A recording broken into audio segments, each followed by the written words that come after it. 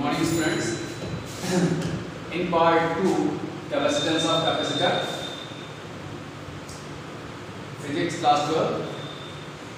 Today in part 2 I will tell potential energy of a charged capacitor. ठीक है, कोई capacitor है, charge है, उसके अंदर पोटेंशियल एनर्जी कैसे पैदा होगी. ठीक है, तो पहले work done by the capacitor क्या होता है. Work done by the capacitor तो होता है W is equal to Q into V. होता है ना, W is equal to Q into V. इसके बारे में कहा गया है the total amount of work.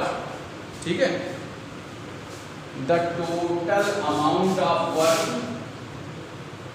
The total amount of work in Q charging the capacitor, in charging the capacitor, in charging the capacitor. मतलब ये हुआ कि कोई कंडक्टर है, वो काम तभी करेगा जब वो पूरी तरीके से चार्ज होगा. ठीक है, इज स्टोर्ड. ठीक है, is stored up in the capacitor, is stored up, store होता है, is stored up in the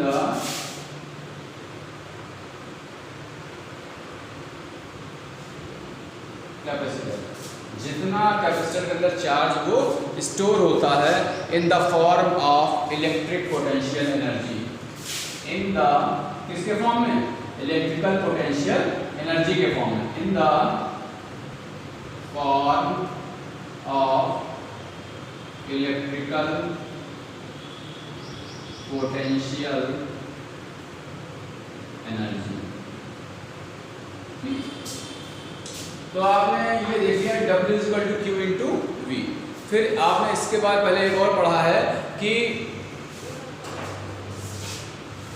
by Q is equal to C into. ठीक है, अब यहाँ से V की वैल्यू को हमें Q के फॉर्म में चेंज करना है, तो V इज इक्वल टू हो जाएगा Q अपॉन C हो जाएगा. अब ये इक्वेशन 1 मान लीजिए. ठीक है, अब इस V की वैल्यू को आप इक्वेशन 1 में पुट कर दीजिए. Put the value of V in equation 1. Put the value of V in equation. ठीक है, आप इस V की वैल्यू को इक्वेशन 1 में पुट कर दिए तो क्या मिलेगा, W is equal to Q तो आपका इसी रहेगा Q इंटू Q अपॉन.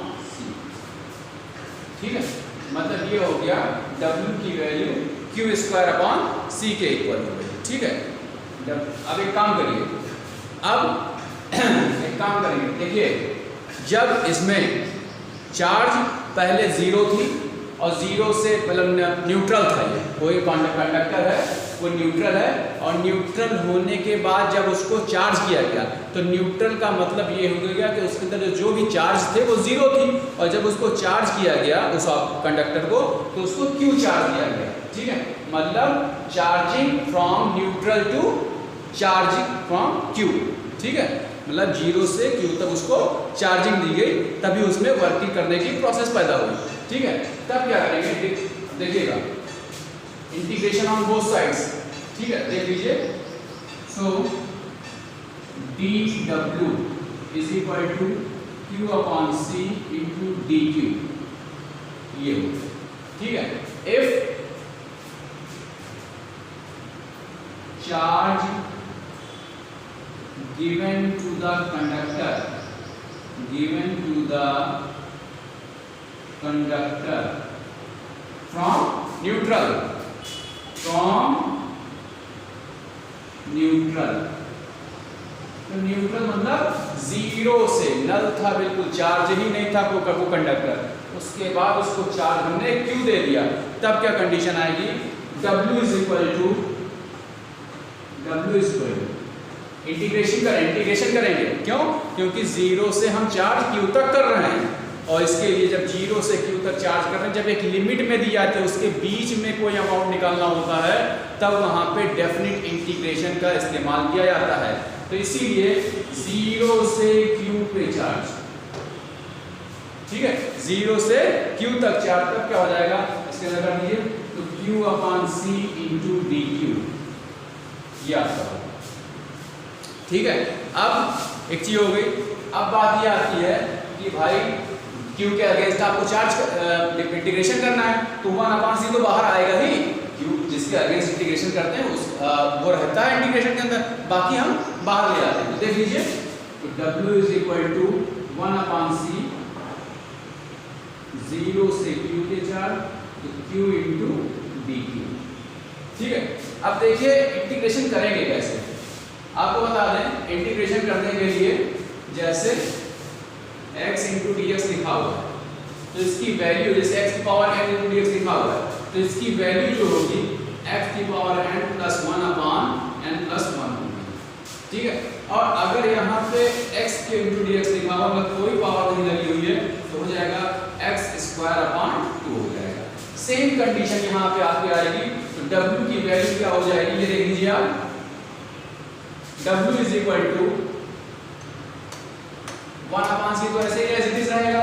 इसकी वैल्यू क्या हो जाएगी, देख लीजिए, इसकी वैल्यू 0 से Q से मतलब नहीं है, ये 0 से Q तो रहेगा बाद में, हमें इसका इंटीग्रेटर क्या हो जाएगा, जैसे x इंटू स्क्वायर अपॉन 2 हुआ, वैसे इसका Q स्क्वायर अपॉन 2 हो जाएगा, और क्या हो जाएगा, 0 से Q में। ठीक है, अब देखिए इसमें क्या करेंगे। डेफिनेट इंटीग्रेशन का मतलब ये होता है, जैसे 0 से Q के बीच में जब चार्ज दिया गया, तो इसके बीच में कितना चार्ज बचा। ठीक है, तो इसका मतलब ये हो जाएगा, देख लीजिए, W is equal to 1/c। ठीक है, फिर इसके बाद क्या करेंगे, एक बार रखेंगे तो Q स्क्वायर अपॉन 2 हो जाएगा, माइनस, फिर दूसरी बार Q की वैल्यू 0 स्क्वायर अपॉन 2 रखेंगे, तो ये तो 0 हो जाएगा आपका। ठीक है, मतलब बचेगा क्या, W is equal to 1/c into Q square upon 2। ये देखिए, 1/c into Q square upon 2, तो ये आपका हो गया, W की वैल्यू आ गई 1/2 into Q square upon c।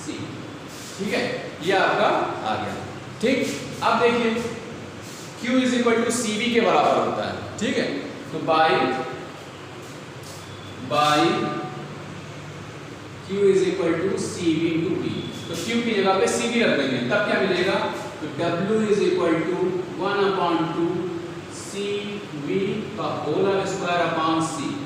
ठीक है, अब इसके बाद यहाँ पे देख लीजिए, तो W की वैल्यू क्या आ जाएगी, W is equal to 1/2 C square B square upon C के इक्वल। देखिए ये और ये आपका कट गया, तो आ गया आपका W is equal to 1/2 CV square, ये अपने 0।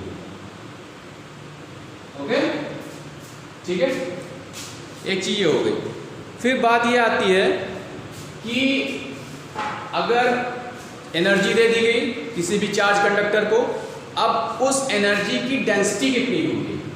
ठीक है, energy density in the electric field. ठीक है, energy density in the electric field, तब क्या होगी, ये देख लीजिए,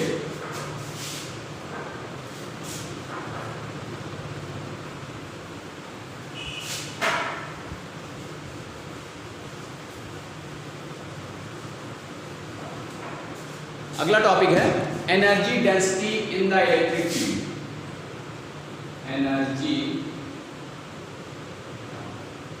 density in the electric field.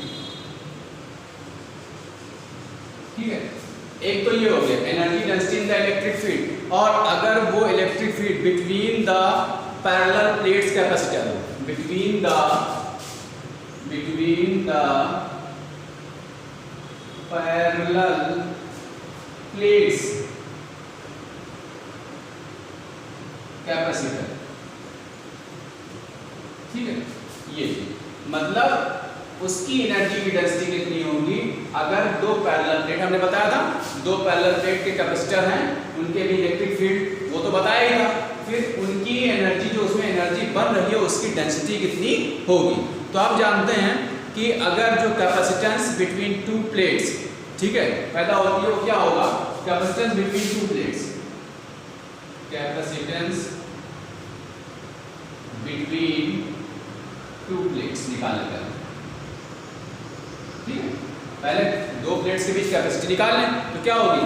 C is equal to epsilon not into A upon D। अब देखिए D जो है आपके डिस्टेंस बिटवीन टू प्लेट्स की बात कही गई है, और A जो है वो एरिया है, उस प्लेट्स के बीच का एरिया है, कितने फैराड है, ठीक है, मतलब ये कैपेसिटी है बिटवीन टू प्लेट्स की, ठीक। अब एनर्जी, ठीक, अब क्या energy stored in the electric field, अब एनर्जी स्टोर्ड जो इन द इलेक्ट्रिक फील्ड है वो निकाला है भी हमने, energy stored in the electric field, अभी हमने निकाला है, क्या निकाला है? W is equal to 1/2 CV square, तो W is equal to 1/2 CV square. If तो भाई जब जितनी आपके पास एनर्जी उतनी तो काम करेंगे, मतलब W की जगह पे हम U लिख सकते हैं, तो ये क्या हो जाएगा? तो U इज इक्वल टू हो जाएगा 1/2 CV स्क्वायर, ये चीज हो गई। फिर इसके बाद आती है C की वैल्यू आप निकाल सकते हैं, ये देखिए इसको इक्वेशन 1 ले लीजिए, ठीक है, तो put the value of C, ठीक, put the value of C by equation 1, ठीक है। अब इस C की वैल्यू को इसके अंदर देखिएगा, U is equal to 1/2 epsilon not into A upon D V square, ये आपका, ठीक है। अब उसके बाद आप जानते हैं electric field between the plates निकालने, ठीक है, electric field between the plates. अब ये कह लीजिए पोटेंशियल बिटवीन द प्लेट्स, ठीक है, पोटेंशियल बिटवीन द प्लेट्स, देख लीजिए पोटेंशियल बिटवीन द प्लेट्स क्या होता है? V is equal to into D होता है, ठीक है, तो V is equal to E into D, ठीक। अब V is equal to into D होता है, वो वैल्यू इसके अंदर रख देंगे, तो देखिएगा क्या मिलेगा, देख लीजिए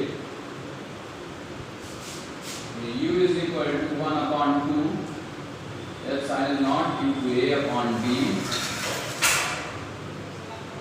V की वैल्यू इंटू डी है, यहाँ पर रख देंगे, E इंटू डी का होगा, ठीक है। अब इसको खोल देंगे तो डी भी कैंसिल ही होगा, तो U इज इक्वल टू हो जाएगा 1/2 epsilon not into A upon D into E square into D square, ये देखिए हो गया U is equal to 1/2 epsilon not into A into E square into D, ये आपका, ठीक है। अब बात यहाँ ये आती है कि जो है अगर हम इसको इसके साथ ले लेते हैं और A टू D अलग कर देते हैं, तब देखिएगा क्या मिलेगा, if U is equal to 1/2, ठीक है, epsilon not into E square, ठीक है, epsilon not into E square और A इंटू D अलग, ठीक। एक चीज ये हो गई आपकी, इतने जूल आ गया, ये जूल आपका आ गया प्लेट्स के पूरे बीच, ठीक है। अब बात ये आती है कि जैसे उस पूरे वॉल्यूम पे, ठीक है, पूरे वॉल्यूम पे मतलब एनर्जी जो प्लेट्स थी, तो प्लेट्स के बीच जो है जितनी वॉल्यूम थी उसमें कितनी एनर्जी स्टोर हुई है, ये होगा, तो वॉल्यूम ऑफ द स्पेस, ठीक है, वॉल्यूम ऑफ द स्पेस, उसके बीच जो स्पेस थी, प्लेट्स के बीच जो स्पेस थी उसके बीच की वॉल्यूम, ठीक है, वॉल्यूम ऑफ द प्लेट्स, ठीक है। देख लीजिए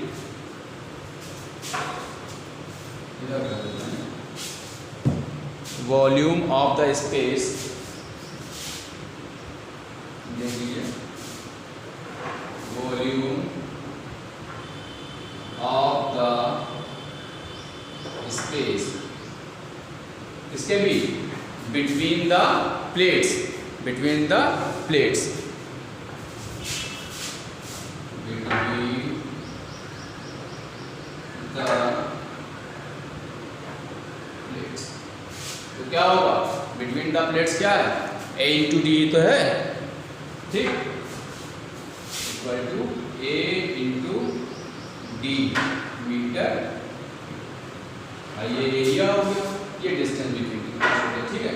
अब उसके बाद क्या होगा, तो भाई ये कैपिटल यू है, ठीक, तो यू की वैल्यू क्या होगी, ठीक है, तो स्मॉल यू से डोनेट करेंगे, स्मॉल यू से, स्मॉल यू की वैल्यू क्या हो जाएगी, स्मॉल यू की वैल्यू हो जाएगी capital you upon A D के इक्वल, ठीक है, capital you upon A D के इक्वल।